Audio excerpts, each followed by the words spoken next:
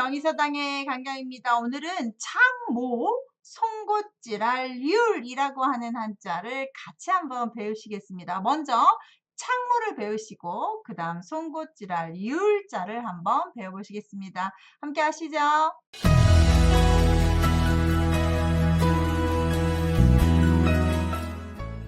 창모가 들어가는 한자, 송곳질할률이 들어가는 한자 책에 정리를 했습니다. 경의서당 책 219쪽, 220쪽에 정리했으니 책이 있으신 분들은 펼쳐서 한번 보시면 좋겠고 없으신 분들은 영상 봐도 아주 깔끔하게 외우실 수 있습니다. 시작하겠습니다. 창모 들어간 한자는 4자 정도 한번 모아봤습니다. 창 모양인 창모, 거기다가 조금 변형된 띠모, 힘쓸무, 좀 중요하게 보셔야죠. 부드러울 유, 이렇게 보시면 좋겠습니다. 창모는 그림을 좀 찾아보는데 이렇게 칼이 좀 무섭게 달린 이런 부분에 있는 창들을 표현하는 한자입니다. 창날이 긴 자루에 박힌 창을 그린 한자인데요. 모순이라고 하는 고사성어로 정말 많이 씁니다.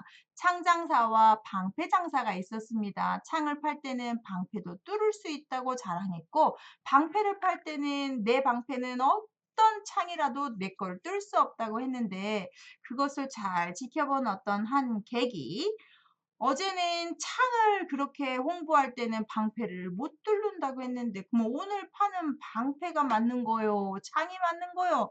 이렇게 질문했다고 하죠. 앞뒤가 말이 맞지 않아서 대답을 못하고 짐을 싸서 도망갔다고 하는 이야기에서 내가 했던 말과 행동이 하나가 맞다고 하면 하나는 거짓이 돼야 되는, 앞뒤가 맞지 않는 걸 모순이라고 할 때 쓰는 창모자입니다. 모양이 조금 창 모양으로 그리면서 이거 연상을 좀 하시고 화려한 창 모양 위쪽을 조금 잘 보시면 좋겠고 여기도 칼 모양으로 좀 보시면 좋겠어요. 자, 창모에다가 풀초만 짚었습니다. 그 날카로운 창으로 풀을 베다가 집을 만들었습니다. 그래서 이렇게 풀로 지은 초가집을 우리가 모옥이라고 합니다. 여기 모옥 써 있죠? 이형이나 띠로 있는 우리 초가집 생각하시면 됩니다. 집이라고 생각해서 집사를 써서 모사라고도 한다고 합니다. 띠모는 풀이었어요.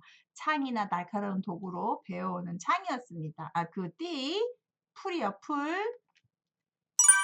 힘쓸무는요. 앞에 창문은 됐는데 이 뒤에는 자체가 힘쓸무인데 얘를 조금만 더 분리를 한번 해보죠. 이렇게만 하면 칠복입니다. 뭘 때리다예요? 아래 것만 하면 힘력입니다. 그러면 힘껏 쳐요. 자, 창도 무기고 힘껏 칼도 치니까 전쟁한다고 생각하면 어떨까 합니다. 창으로 전쟁에서 힘껏 무엇을 싸우는 행위입니다. 힘을 쓰고 있습니다. 애를 쓰고 있습니다. 창을 들고 이기려고 열심히 싸움을 하고 있다. 나의 의무를 다하고 있다. 이렇게 외우시면 좋겠습니다. 그래서 단어가 정말 많아요. 의무, 용무, 공무, 직무, 근무, 채무. 아마 전쟁을 담당하는 역할. 이걸 좀 한자에 표현하면서 꼭 해야 되는, 힘써야 되는, 내가 다 이루어야 되는 이런 걸로 쓰고 있는 걸로 보입니다.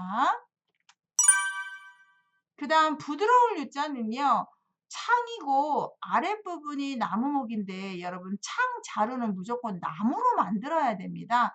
창은 위에 쇠로 만들지만 창자루는 부드러운 나무로 만들어야 해서 부드러운 이마를 갖다가 사용하면 아주 편하게 외우실 수 있습니다. 그래서 수식을 어떻게 하면 돼요?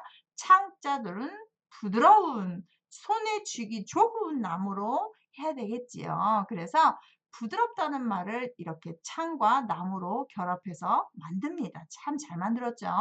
유독, 유순, 유약, 외윤회강 이러면서 부드럽다라는 표현으로 씁니다. 사람이 좀 날선 사람보다는 부드러운 사람이 친화력도 있고 다가가기도 편하고 좋지요. 외윤회경이라고 해서 겉부분이 그런 사람, 좀 다가가기 좋은 사람이었는데 안은 정말 강직한 사람, 이런 사람들 우리가 외윤회강이라고 표현한다고 하죠. 네. 첫인상이 조금 부드러워 보이는데 알고 봤더니 아주 강한 사람, 이런 식으로. 자, 창자루가 부드러운 나무로 만들어졌습니다. 이제 새로운 걸 할 건데요. 송곳질할 유리라고 해서 이 위에 창과는 있는데 아랫부분은 뭔가를 좀 추가했어요. 빛날경이라는 한자를 추가했는데 한번 보시죠. 송곳질할 유리 들어간 한자, 속일 휼이 있어요. 도요셀 휼이 있고요. 귤나무 귤이 있습니다. 발음이 율자가 귤 이렇게 변하는데요. 상당히 급수가 좀 높아요. 한번 보십시오. 4개 정도예요. 송곳질할 율이라고 할 때 창모에 빛날 경자인데 송곳으로 빛이 들어올 수 있도록 창문에 구멍을 뚫었다. 송곳질을 했다. 그래서 아름다운 구름빛이 들어왔다. 이렇게 한번 해석을 했습니다. 결론은 아래가 창 모양이에요. 창문에다가 구멍 뚫은 거예요. 이렇게 빛 들어올 수 있도록 송곳질을 했다. 혼자 쓰는 경우는 거의 없는데 이런 유run이라는 말이 있더라고요. 상스러운 구름이다 이런 뜻으로 쓰는 자가 있는데 단어는 거의 쓰지 않으니까 발음 역할로만 잘 알아두십시오. 그래서 바로 아래 말씀원이 들어가면 말을 속인다가 됩니다. 말을 송곳으로 찌르는 것처럼 합니다. 날카롭게 합니다. 그래서 상대를 속입니다. 속일 때 말을 날카롭게 하는 것보다는 부드럽게 해서 사람을 탁 이렇게 속이게 되는데 아마 송곳으로 찌르듯이 핵심만 찔러서 사람을 속였다 이렇게 하셔도 괜찮을 것 같고요. 아무튼 말을 속이는 겁니다. 송곳질 하듯이 찌르듯이 뭔가 나쁜 짓을 한다는 뜻인데요. 흉계라는 뜻이 남을 속이는 간사하고 능청스러운 꾀인데 참 이렇게 남을 속이는 행위는 지금에 말하면 보이스피싱 같은 사기를 좀 연상하게 하는데요. 정말 조심하셔야 됩니다. 요즘은 IT가 개발이 돼서 인공지능 때문에 내 목소리까지도 다시 만들 수 있는 이런 시대가 됐어요. 정말 조심하셔야 되고 남을 속이는 남을 속이려고 덤비는 사람들을 우리가 이기기는 쉽지 않습니다. 대비하시고 조심하시고 아는 것도 더 두드려 하시고 아셨죠? 자, 앞에다가 말씀원에다가 뒤에 휼이 됐습니다. 말을 송곳으로 찌르는 것처럼 날카롭게 상대를 속였다. 흉계입니다. 도요새 율자는 도요새라고 해서 옛날 새 이름인데요. 아마 여기서 송곳질할 율자가 휼이 되고 새가 도요새가 된 것 같은데 우리가 흔히 어부질이라고 하는 이야기를 방율지쟁이라고도 합니다. 어부질이 아시죠? 지나가는 어부가 강가에서 도요새하고 조개를 동시에 갔습니다. 그 조개의 살을 먹으려고 도요새가 훅 쪼았는데 조개가 훅 닫아가지고 서로 네가 놔 내가 놔 하다가 어부하게 잡히는 이야기로 많이 유명한 글이죠. 그래서 어, 어부지리의 또 다른 버전은 방율지쟁, 조개 방자를 써서 방율지쟁이라고 할 때도 쓰는 말입니다. 그래서 약자들이 싸우고 있으면 강자가 와서 그 약자 둘을 다 먹는다는 거죠. 제 나라와 연나라가 싸울 때 만약에 진나라가 쳐들어오면 우리는 둘 다 죽는다. 싸우지 말자. 이런 책사로 했던 유래입니다.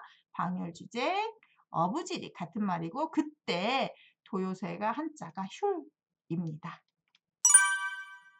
맛있는 귤입니다. 남쪽에 있는 귤나무 우리 말하는 감귤 귤자 맞고요. 율 발음은 귤자 발음을 하는 것 같습니다. 그래서 감귤 할 때요. 나무목을 써도 되고 안 써도 되고 근데 나무목을 쓰는 것들이 정상이죠. 왜냐면 나무 열매니까 단 열매 이렇게 해서 쓰기도 하는데 나무목을 쓰기도 하고 다 맞다고 칩니다. 그래서 귤자는 뒤에 있는 한자가 귤 이렇게 발음하더니 우리 귤을 했구나 해서 귤귤자도 한번 참고하시면 좋겠습니다. 오늘은 이렇게 특이한 한자 한번 배우셨습니다. 감사합니다.